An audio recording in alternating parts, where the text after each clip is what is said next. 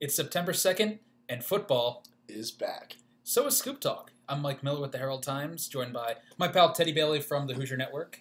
Teddy, what's up? Yeah, it's been a long day. It's been a long day, but as we said, football is back. Well worth a long day. Yeah, it was. Indiana football is back. A 38-28 season-opening victory at FIU. Indiana now, I believe, has won 12 of the last 13 non-conference games, 5 in a row on the road.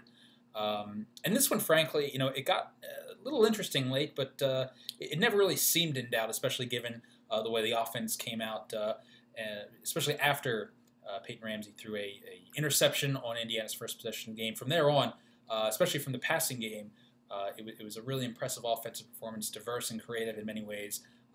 Really what today was all about was really affirmation of what we saw throughout fall camp from IU's quarterbacks, namely Ramsey and Michael Penix. Both of them played in today's game, as you probably are well aware of at this point. But yeah, it was it just kind of further underscored that what we saw in fall camp kind of translated or did translate to the first game of the year, both with Peyton Ramsey, steady Peyton.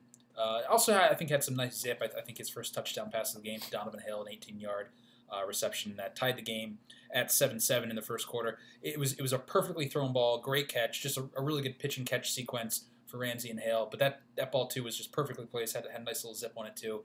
So we got to see some of that from Peyton Ramsey. Michael Penix too just followed up, backed up what he did throughout August by showing off his arm with some of the throws he made today. I mean, he hit Donovan Hale in a really impressive throw downfield late in the or midway through the second half. But to me, it kind of starts with the quarterbacks here tonight. Just seeing that Indiana definitely has two capable guys. Now, granted, I should, before I throw it to you, I should preface that FIU is replacing all four starters from last year's team in the secondary. But I think what we saw today is exactly what you want to see against a really poor secondary, completing 75% of your throws as a team. It's just what you want to see against a team like this. Evaluating FIU is tough. I mean, like you said, they replaced basically their entire secondary, but last season's secondary for them was terrible. It was one of the worst in football. And so regardless of who they had to replace, the expectations that FIU secondary is going to be better than it was last year because you really can't get much worse. And like Indiana's coaches and players said after tonight, I think FIU presented a good enough test for week one. I mean, you see some power conference teams play FCS level opponents; they beat the doors out of them, and they don't really learn anything about their team. I think Indiana learned a lot about what they have and what they need to work on, and we'll get to that in a minute. Like you said, it starts at quarterbacks. I thought it was interesting earlier this week. Offensive coordinator Mike DeBoer kind of hinted at some changes that you'll see and formation change. And you saw that early on. I mean, Reese Taylor ran for 40 yards. He caught 2 passes. He played way more cornerback than I thought he would. Yeah, I agree. Wap Fillier took a couple jet sweeps, and I think he did that last year too. But it seemed like that was an emphasis to get Indiana's skill players the ball, and they did that well. Ramsey was accurate. He was efficient. He's what you would expect him to be. I mean, I wrote tonight, I said at the very least he met expectations, if not surpassed them, for what you would expect after what last season was for him. Play calling changed for Penix. I mean, you can really spread the field with him. You saw that on the play to Hale. You saw that on a deep throw to Wap Fillier that forced a pass interference penalty and set Indiana up in the red zone. Both were great in their own ways. It's tough to say, which one was better. Ramsey played more, and I think if this thing gets managed correctly, it can work. I know a lot of folks are concerned and hesitant to have confidence in a 2-quarterback system, but they bring different things to the table, and depending on what the situation is, I think if Allen works this right, it could really benefit the Hoosiers. Yeah, I saw some people there were definitely some people wondering, was this the right game to put Michael Penix in? If you're going to burn one of those 4 games. Right. And that's still operating under the assumption that he's only going to play in 4 games or 2 or 3 games.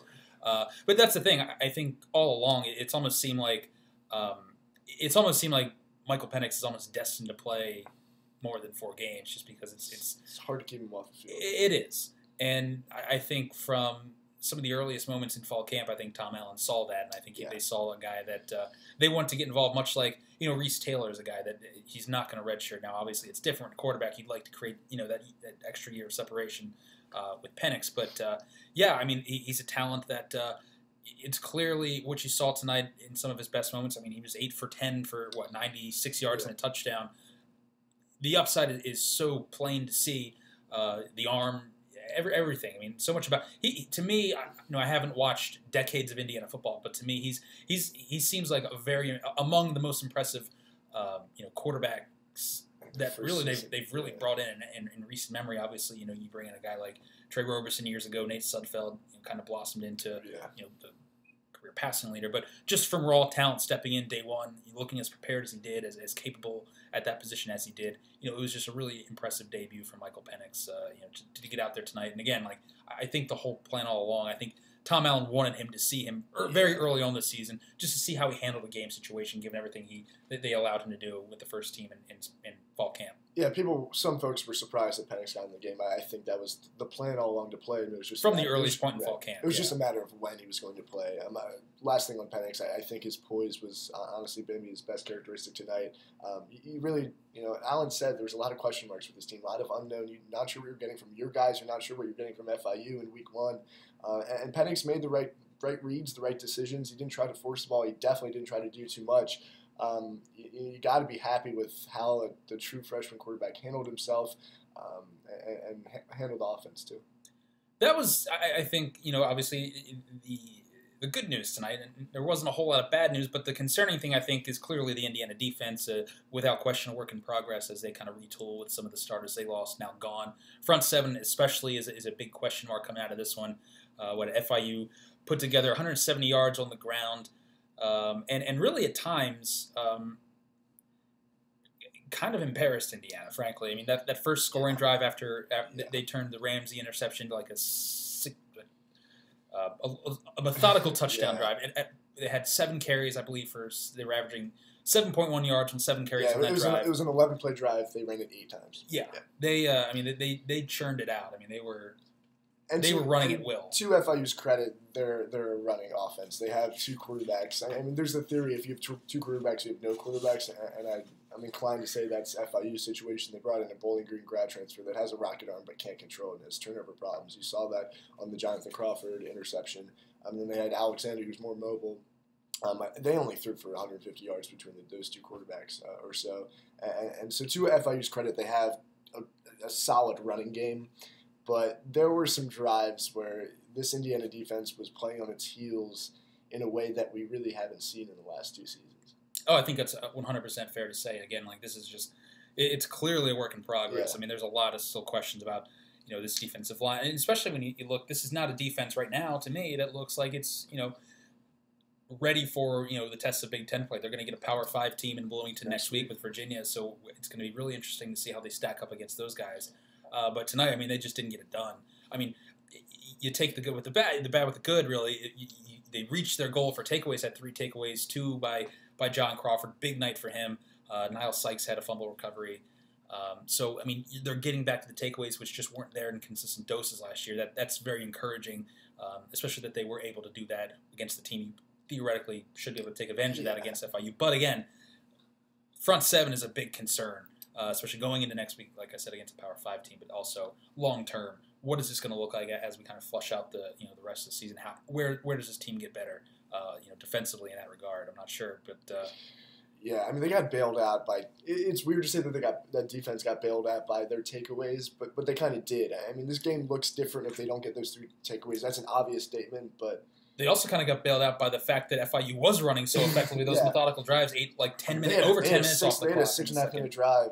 Those last 2 scoring drives were more than 10 minutes eaten off the clock, which, that kind of did FIU into a degree. Indiana didn't give up many chunks of yards. It was just the consistent chipping that you would, converting on those third downs and everything. It's getting third and short. A lot of true freshmen play tonight. I mean, you look at the defensive starters, and there's really only so many true freshmen, redshirt freshmen that you see. But how IU rotates, especially on that front seven, there were quite a few players that got their first Indiana Hoosier snaps, especially at linebacker. That was really the story of the night, really the unknowns. Yeah. And it is so often for these openers for teams across the country, but especially for Indiana, you want to see, you kind of saw it in fall camp to what was open to us, but what really does this quarterback situation look like? What does this running game look like? I thought the running game, I think they wore down FIU by the end. Stevie Scott was, I think pretty much as advertised. Dude's just a load. I mean, what he may lack in some of the speed, he makes up with a little bit of a burst at the line, and just he's tough to take down. I mean, he's a guy that really kind of earned some carries tonight. Cole Guest went down. Not sure his status. We'll try to update that on Monday with Tom Allen, but Tom Allen wasn't sure after the game. But that would be a little bit of concern too, because again, depth not necessarily a problem, proven depth. Yeah, and I think you're going to want if you want Scott as a primary ball carrier, you kind of want a complement to which it's Cole like is really the only other complement. Thunder and Lightning would be nice. I mean, Scott ended up with 20 carries. The bulk of those ended up on that last drive when Peyton Ramsey came back in to finish the game, and they just kind of ran it down FIU's throat and took every second. And I think that was important because again, I think that was a relatively deep front seven for FIU. Like if you were going to pick out a strength for that team, really it was. They brought in their front seven. They brought in two JUCO 4-stars. One kid 6'5", 350. I mean, but I said this to you on our way back. I mean, bring down Steve Scott's got to be a hassle. I mean, there were a couple of times. You remember that one play he got absolutely leveled on the sideline, and I was sitting there like, how could that happen? He's 6'2", 236, I believe.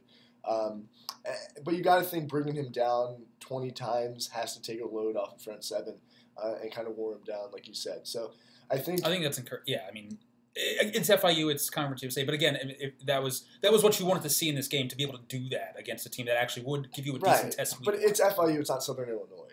I mean, there's a difference. I mean, this team won 8 games last season. I mean, Butch Davis is a proven coach. It was on the road. I think people forget that too. It was a really tricky environment for Indiana to come here and play. And maybe some folks will look at a 10-point margin and be like, they survived like they have the last 2 times. Defense got to get better, that's for sure. But the game really was never in doubt. We got to 10 points there. Once Hale and Crawford kind of traded score for score there for a little bit in the first quarter, and Ramsey got going. I mean, you could just kind of tell Indiana was going to have their way here. I mean, again, like FIU technically made it interesting in the fact that it was a 10-point game. But again, all in all, I think a pretty encouraging night. Again, the defense has to get better. We'll see just how much improvement they make in a week's time. But just for an offense that was, for a lot of people, so frustrating to watch, for a lot of people in that program, so frustrating to watch last year. This was, to get out of the gate in this fashion, I think was a good thing, the offensive line. I think they did a pretty good job. I'm going to watch the game again and just kind of watch again, but it seemed like there were some holes for a guy like Stevie Scott to really make some stuff out of. So, week ones are rarely perfect. Yeah. Rarely perfect. A lot of unknowns. We saw some interesting things. Reese Taylor, not just a quarterback. He is clearly an athlete still, even as he transitioned to quarterback. We could probably talk about this for double the time, and maybe we'll do that on the podcast sometime, Teddy. But yeah, we should probably wrap this up soon. Sounds like an invitation. Anything else we didn't cover? Logan Justice, first career kick. Peyton Hendershot, first career touchdown. Matt Bjorson didn't score, but he didn't score, but had a couple catches. That tight end position is going to be one that I think is going to be interesting to watch this year with Hendershot. And I saw some from Doris in camp looked pretty good. And Bjorson obviously came on the second half of camp too. So. Really interesting offense. Again, it was encouraging seeing, what seemed to be, like I said earlier, a more diverse and creative offense to a degree, for week one especially. But it also seemed like DeBoer may have been more comfortable with the personnel he had this year as opposed to last year. I mean, he had an offseason to build it around. You knew who the quarterback probably was, at least in the last couple of weeks. I think the personnel they have now more so fits with the mold that they've tried to establish here as far as player types and skill sets that they value. But it's a win, and not perfect, but it was entertaining. I'll tell you that much. Entertaining, that's for sure. So anyway, 38-28, Indiana victorious, back home in Bloomington for the season opener next Saturday night. I believe that's 7:30 kickoff. 7:30 on BTN, yes sir. At the brand new, kind of, Memorial Stadium. Opening a new Memorial Stadium. So, all right. Chocolate mousse for the kids out there.